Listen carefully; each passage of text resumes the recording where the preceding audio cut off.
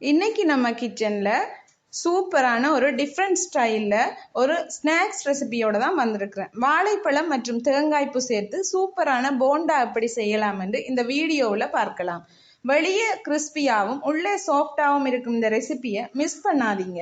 வாங்க வீடியோவுக்குள்ளே போகலாம். இந்த வாழைப்பழ போண்டா செய்கிறதுக்கு நான் 3 வாழைப்பழம் எடுத்துருக்கிறேன்.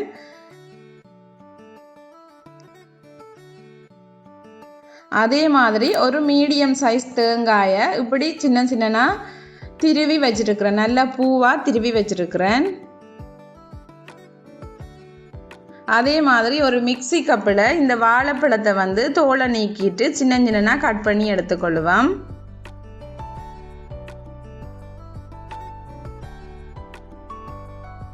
இதுக்கு நீங்கள் தண்ணி எதுவுமே சேர்க்க தேவையில்லை. தண்ணி தேவையண்டா மட்டும் சேருங்க.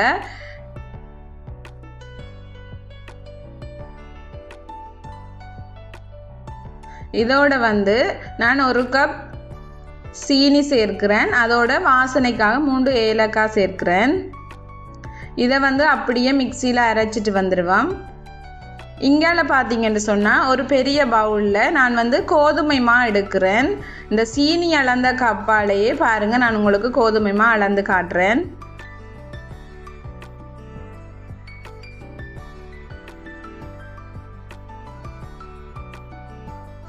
நான் 2½ கப் கோதுமை மா எடுத்திருக்கிறேன். அதுக்கு தான் 1 கப் சீனி எடுத்திருந்தேன். நான் இந்த துருவின தேங்காயை இந்த கோதுமை மாவில் சேர்க்கிறேன். உங்களுக்கு தேங்காய் துருவல் கொஞ்சமாக சேர்க்கணுமென்றாலும் நீங்கள் கொஞ்சமாக சேர்த்துக்கொள்ளலாம். நிறைய சேர்த்தா அது டேஸ்ட்டாக இருக்கும். அதனால நான் ஒரு மீடியம் சைஸ் தேங்காயை ஃபுல்லாக சேர்த்துக்கொள்கிறேன். அதே மாதிரி பாருங்கள், இந்த வாழைப்பழமும் சீனியும் ஏலக்காயும் சேர்த்து அரைச்சி கொண்டு வந்துட்டேன். இப்போ இதை இந்த மாவோட நல்லா கலந்து விடணும்.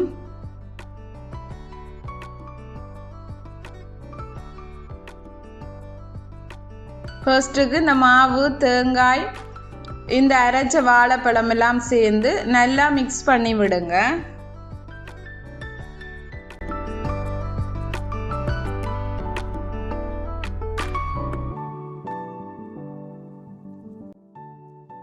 நான் இந்த மிக்சி கப்பில் கொஞ்சமாக தண்ணி சேர்த்துட்டு அதையும் நான் சேர்த்துக்கொள்கிறேன். அலசிட்டு சேர்த்துக்கொள்கிறேன்.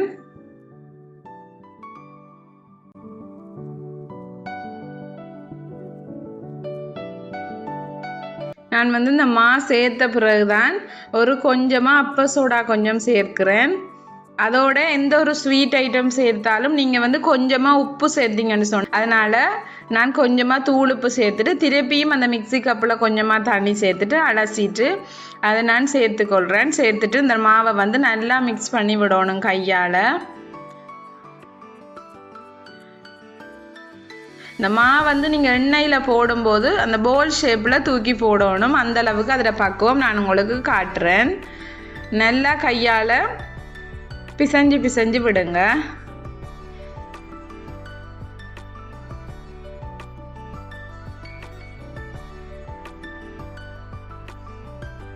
பாருங்க, இப்படி பக்குவத்தில் இருக்கணும்.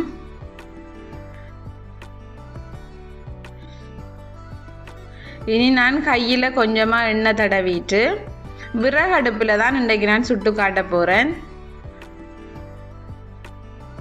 மாவை கிட்டத்தட்ட ஒரு மணித்தியாலம் நல்லா புளிக்க விட்டுட்டு சுட்டிங்கன்னு சொன்னால் உங்களுக்கு நல்லா பொங்கி வரும்.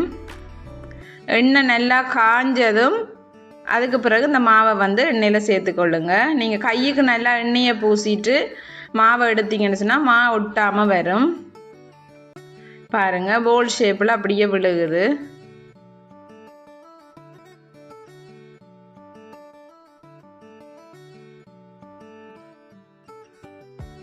பாருங்க, இப்படி நல்லா பொம்மி கொண்டு மேலே எழும்பி வருதுன்னு சொல்லி. உடனே சுடுறதா இருந்தால் நீங்கள் அப்ப சோடா கொஞ்சம் கூடுதலாகவே சேருங்க. பட் நான் ஒரு பிஞ்ச் அளவு தான் சேர்த்துனான். ஏனெண்டா ஒரு 1 hour நான் மாவை ஊற விட்டுட்டு அதுக்கு பிறகு தான் சுட்டு எடுக்கிறேன். பாருங்கள், இவ்வளோ நல்ல கோல்டன் ப்ரௌன் கலரில் நல்லா பொங்கி வந்துட்டுது. சூப்பரான வாழைப்பழ போண்டா ரெடி ஆயிட்டு. ஒரு ஈவினிங் ஸ்நாக்ஸுக்கு ரொம்பவே யூஸ்ஃபுல்லாக இருக்கும். இது இப்போ ஸ்கூல் தொடங்கிட்டுண்டபடியாக பிள்ளைகள் வீட்டில் ஸ்கூலால் வந்தோன்னே உங்கள்கிட்ட வந்து ஸ்நாக்ஸ் கேட்பாங்க. அந்த டைமில் இருக்கிற வாழைப்பழம் தேங்காய்ப்பு வச்சு நீங்கள் ஈஸியாக செய்து கொடுக்கலாம். தேங்காய்ப்பு வந்து உங்களோட ஆப்ஷனெல்லாம். வாழைப்பழம் இருந்தாலே கோதுமை மாவோடு சேர்த்துட்டு ஈஸியாக நீங்கள் இப்படி செய்து கொடுத்தீங்கன்னா அவங்களுக்கு ரொம்பவே பிடிக்கும். பாருங்கள் இப்படி நல்ல முருகலாக நல்லா பொம்மி கொண்டு வந்துட்டுது. பாருங்கள் இவ்வளோ நல்லா பொங்கி வந்திருக்குன்னு சொல்லி சூப்பரான ஒரு ஈவினிங் ஸ்நாக்ஸ் ரெடி ஆயிட்டு. இனி நான் உங்களுக்கு எல்லாத்தையுமே சுட்டுட்டு காட்டுறேன். இதே மாதிரி உங்களோட வீட்டு குட்டீஸுக்கு வந்து கண்டிப்பாக ட்ரை பண்ணி கொடுங்க. அவங்க திரும்ப திரும்ப கேட்பாங்க. நான் வந்து ஒரு வாழைப்பழ போண்டா வந்து பிச்சு காட்டுறேன். பாருங்கள் எவ்வளோ வெளியில் கிறிஸ்பியாகவும் முள்ளுக்கு பாருங்கள் எவ்வளோ சாஃப்டாக இருக்குன்னு சொல்லி நல்ல பஞ்சு போல் ரொம்பவே டேஸ்ட்டாக இருக்கும். தேங்காய்ப்பூ சேர்த்தனால தேங்காய்ப்பூ வந்து நிறைய சேர்த்திங்கன்னு சொன்னால் உங்களுக்கு ரொம்பவே டேஸ்ட்டாக இருக்கும். சூப்பரான ஒரு ஈவினிங் ஸ்நாக்ஸ் கண்டிப்பாக வீட்டில் ட்ரை பண்ணி பாருங்கள். ஓகே, இந்த வீடியோ பிடிச்சிருந்தா லைக் பண்ணுங்கள், கமெண்ட் பண்ணுங்கள், ஷேர் பண்ணுங்கள். மறக்காமல் ரெஜ்ஜி கிச்சனை சப்ஸ்கிரைப் பண்ணிக்கொள்ளுங்கள். தேங்க்யூ. நெக்ஸ்ட் வீடியோவில் சந்திப்போம்.